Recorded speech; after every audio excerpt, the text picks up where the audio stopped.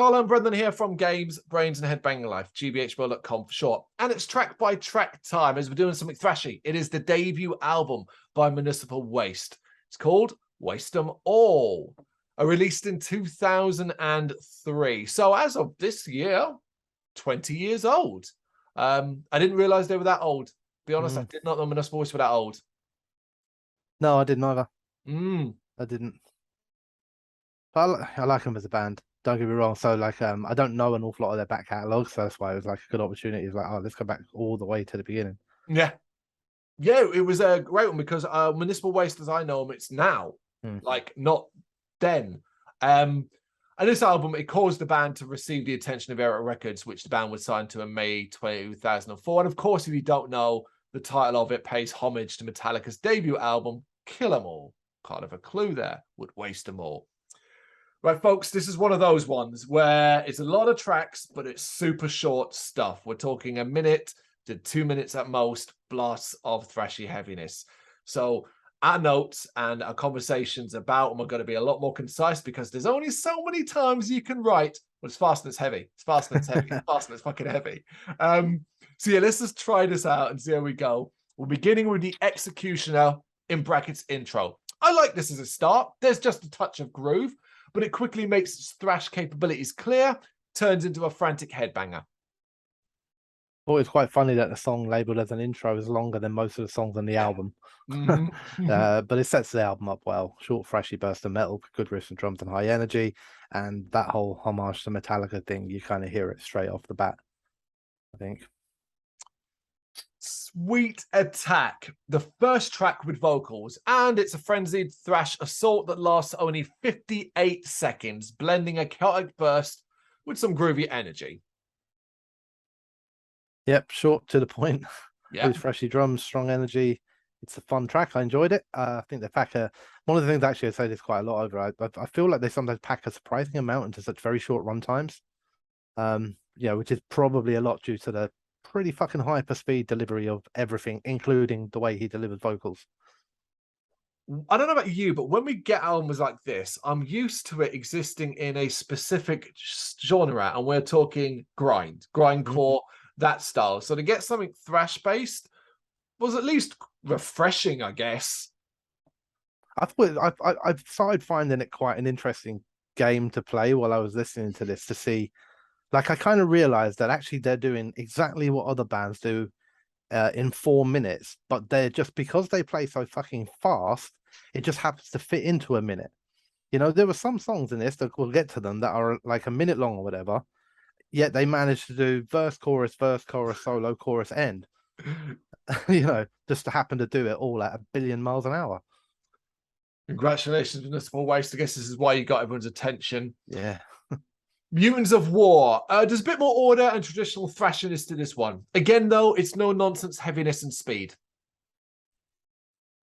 Yeah, same strong rhythm, nice high energy, but it's got little chaotic moments. We also got little moments with a bit more rhythm that you can kind of headbang along to, catch your breath really before the next speed up comes along.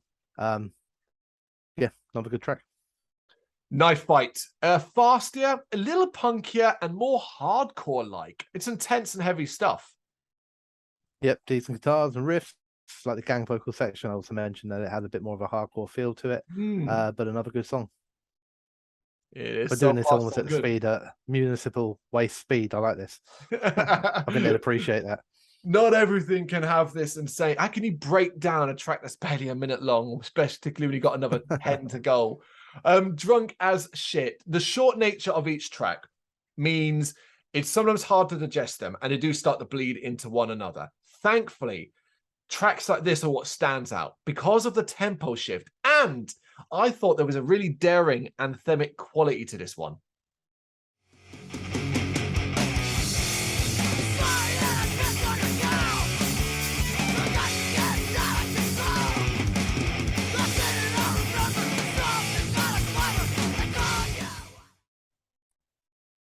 It's amazing like that, trying to break down these songs. But yeah, amazingly, we picked up similar things in that. I also mentioned the tempo shift. I like the stupidity of it starting off with a beer can opening. Of course. And then it turns into a really rhythmic headbang of a track. It's really cool. Different. A little speed up still every now and then just to keep things moving. It's a good song. Really enjoyed it. Same. Death Prank. Look, pointless. 11 seconds of pointlessness. Don't do this. Please don't do this. It's pointless.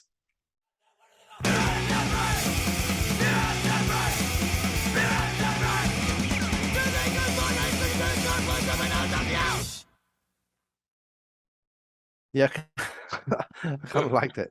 Okay. I thought it was amazing that they managed to do one whole verse and one whole chorus, and then ended in 11 seconds. The verse had like 2 lines, the chorus had 2 lines, and then that was it. It was done, and it's like, but it's 11 seconds, man. That's like I don't know. Like you try to think of any other song. Like how many notes have even been played in the first 11 seconds? Like one if it's Doom. Yeah, yeah. No, I really didn't like it. Substitute Creature. Thankfully, this stupidly fun blast of hardcore infused thrash makes up for that nonsense. And I think the undiluted chaos of this one is so appealing. It's even got some stompy groove too. This is a banger. Yeah, I quite like it too. Nice chuggy sections pair up with the hyper speed. The chorus is cool. The gang vocals again, which work well in this environment. It's all good. It's fast. It's fun to listen to. The title track, Waste Them All. A dumb intro leads to a frenetic blast of thrashy gold. It's a chaotic pet opener. Yeah, it's a long one.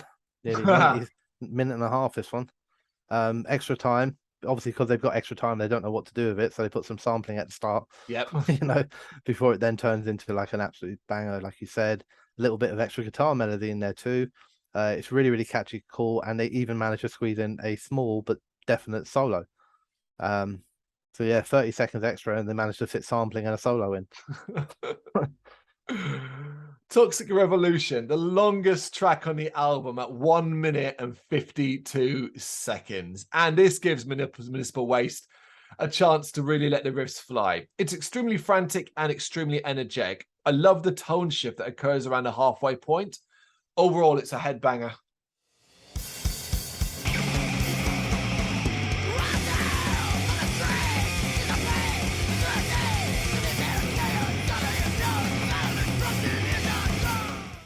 Yeah, another good one. I said I pointed out the length as well. Shifts from fast and furious to a bit more rhythmic. Vocals are delivered at such insane speed, like constantly.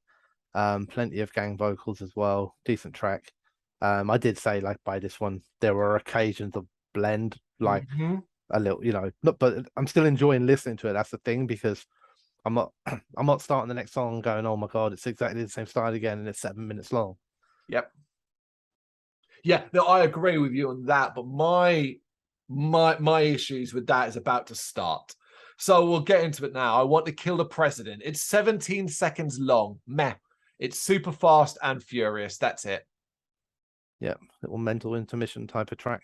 Yeah. They make their point about whoever the president was in 2004. Fuck knows. Don't care enough. Might have been Bush. Yeah, might have been Clinton. mine. But anyway, just purely because it was a game I was playing, I kind of made statistics on each one, and I was like, this time they fit two full verses in 17 seconds. And I think at some points with these songs, especially the short ones where there wasn't so much going on, I was kind of more blown away by how much of a standard song structure can they fit into this time frame. And in this one, it was 2 verses. There you go. Oh, I'm glad you're picking up something from this, because then we get thrash. Don't mind if I do. Look, this has the exact same pace and style of the previous track, which I just don't understand. I do not understand why they were split up if they were basically the same fucking song. I realize they're not, but my God, did it really bleed here. I found this one to be lazy and uninspired. Yeah, I didn't like the lyrics in this one. I thought it was just stupid, cheesy stuff, to be honest with you. But I do like some of the music again. It's all the same stuff again. That's the thing. Like the drums are really fast. The vocals are, the speed of delivery of everything is impressive. But it has been across that whole album. Like, I still find it entertaining that if they shorten the time, they do the same song, they just do it quicker. Yeah. Which is pretty nuts. And they even find time in this one somehow to do the whole song and then have a slightly extended outro. Which is like, oh, so they actually could have cut this song by probably 3 or 4 seconds and cut the outro.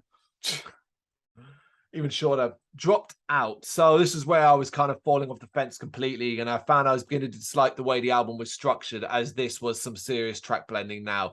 This, along with the previous two, just sounds way too similar. However, if I was to lump them all together, I wanted Killer Present, Thrash Not Mind If I Do, and Dropped Out. Dropped Out is the better of the three, I thought.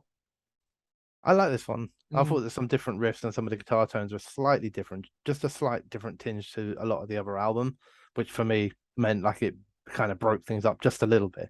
I mean, outside of that, it's still what it is. It's fast, frenetic, kind of high energy stuff.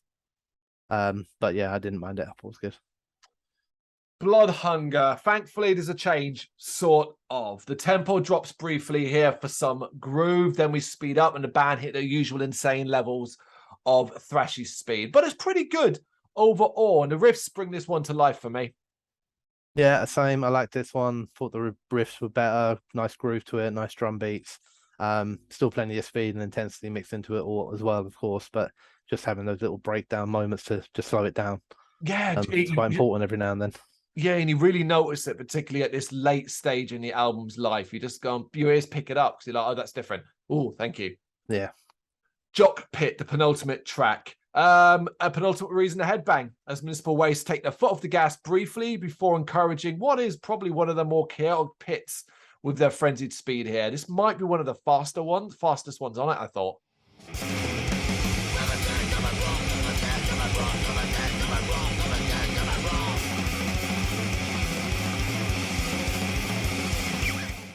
Yeah, I think so as well. It's like it's mad to think that when you get to this stage that they might get faster. Yeah. You know, I really, really like the intro. It's got that kind of guitar squeal and that catchy rhythm to it again to just carry on that, like, you know, we can do something a little bit different every now and then.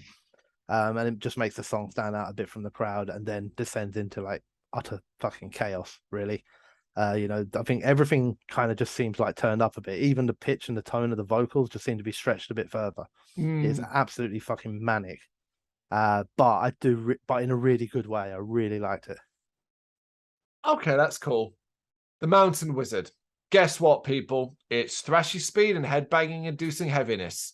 Look, I got no complaints, though. That's not me being a dick. I'm not like, oh, whatever. At this point, I know it's at the end. I can get into this because I know it's finished. It's solid as fuck. So yeah. Same. Didn't stand out to me in particular, other than being like, yeah, this is a decent song, very, very fast, got a couple of rhythmic sections, but yeah, just a decent song.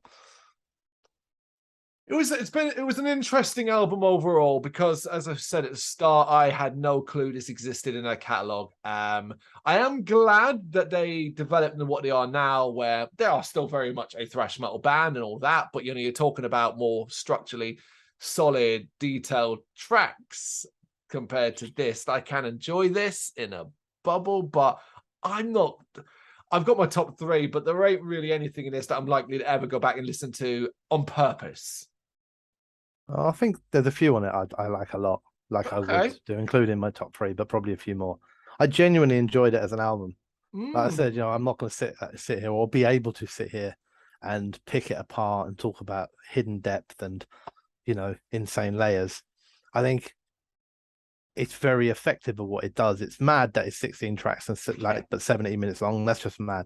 I can see why something like this like got people's attention a little bit. I'm not sure how common this was like from bands back in the day, whether Municipal Waste were kind of leading the way with this sort of, especially when it comes to thrash, because I'm sure like in the grind scene and elements like that, it would have existed. Well, it did because the Napalm Death, Scum and things like that from way earlier on.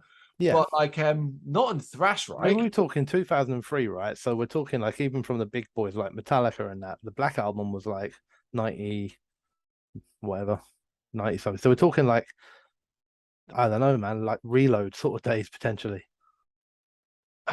You know, I'm wondering where thrash was at like in 2003. You know, well, we were the dying stages of new metal. God, was that Saint Anger? Could have been Saint Anger. Yeah, like I'm trying to picture what was around 2003 because I would have been 19. Yeah, so I'm trying. I know this never come my way. Like when I was that age, like, do you know what I mean? I just don't, you know, like in any way whatsoever. There's no recognition here. You know, I didn't become a fan of this band till way later. Mm. So, you know, but anyway, look, I mean, overall, I find it like I completely 100% agree with everything because it's all true, which is that it can be repetitive across songs. It's not particularly obviously deep or meaningful or anything like that. It's I don't know, it's just loose, raw, trashy bollocks, really, isn't it? Like I like it for it. It's mad to think like if they played this whole album on a reunion tour, they'd have to do another 4 or 5 albums too to fill a headline slot. Yeah. Oh, we're gonna do an anniversary tour. Sorry, you say like it was 20-year anniversary. So you know, if you go out and do this, it's 17 minutes. Is all you're This gonna is get. your fucking encore. Yeah, you could do the whole album as an encore. As an encore, man. Just wait till everything's of a certain age so you can do your whole catalog in a 1-hour headline slot. Amazing. Okay, so you definitely got more of it out than I did. So you can tell us first what your top 3 tracks are. Okay, so excuse me, Jock Pit, Waste Them All, and Drunk as Shit. Oh damn! I thought we were gonna not match up on any of them there, but we do match up on Drunk as Shit. I've got that one as well, but I've got Substitute Creature and Toxic Revolution as my other 2. That's Waste Them All by Municipal Waste. Were you there back in the day when this first came your way, and were you thoroughly impressed? Are we talking rubbish? And there were many thrash bands, at least prominent ones, that were doing this sort of thing. We just never noticed. Do you hate it? Let us know in the comments. Thank you very much for watching. If you liked what you saw, please help us out by giving us a thumbs up and hitting that subscribe button. If you really liked what you saw, consider donating to keep the website and channel running by buying us a coffee via our coffee page or picking up some merch from our Big Cartel store. You can check us out on gbhbl.com as well as via our social media, Facebook, Instagram and Twitter, as well as listen to our interviews via SoundCloud, Apple Music and Spotify. Just search for GBHBL. Games, horror and heavy metal. What else is life for?